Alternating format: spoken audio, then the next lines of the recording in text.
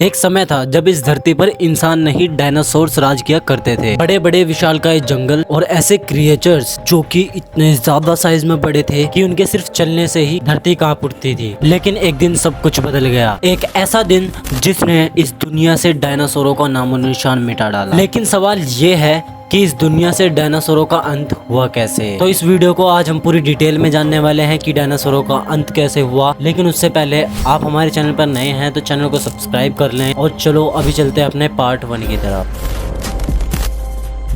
Dinosaurs का सफर शुरू हुआ था अब से करीब 23 करोड़ साल पहले और उस समय को हम ट्रायसिक पीरियड भी कहा करते हैं। उस समय धरती का क्लाइमेट अलग था और एक ही सुपर कॉन्टिनेंट था पेंजिया। पहले डायनासोर छोटे हुआ करते थे लेकिन धीरे धीरे उनका साइज बढ़ने लगा और फिर आया जुरासिक पीरियड, जब सबसे बड़े और सबसे खतरनाक डायनासोर्स इस धरती पर घुमा करते थे, जैसे टीरेक्स, स्पाइनोसोरस और ट्राइसेराटॉप्स इस धरती पर अपना कहर ढा रहे थे। ये क्रिएचर्स सिर्फ शिकारी ही नहीं बल्कि एनवायरनमेंट के पार्ट भी थे, पर किसी ने नहीं सोचा था कि ये सब कुछ एक दिन खत्म हो जाएगा।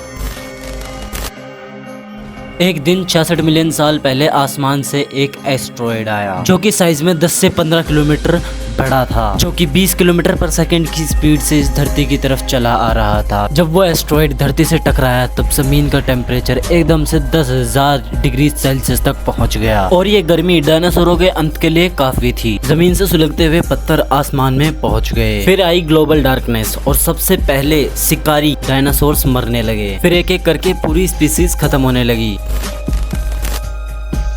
लेकिन क्या एक्सटिंक्शन सिर्फ एस्ट्रॉयड की वजह से हुआ? साइंटिस्ट कहते हैं कि इसकी और भी वजहें थी। इंडिया के डेक्कन ट्रैप्स में लाखों साल तक वोल्केनो इरप्ट हुए जिनसे कार्बन डाइऑक्साइड और सल्फर डाइऑक्साइड निकली और एटमॉस्फेयर में चली गई।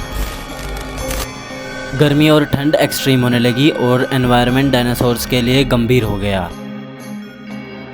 सी लेवल चेंजेस के कारण बहुत बड़ी बड़ी लहरें आने लगी और डायनासोरों का अंत हो गया। लेकिन ये कहानी यहीं ख़त्म नहीं होती। कुछ छोटी स्पीसीज जैसे मैमल्स और बर्ड्स बच गए थे और वो आगे चलकर इंसानों में बदल गए।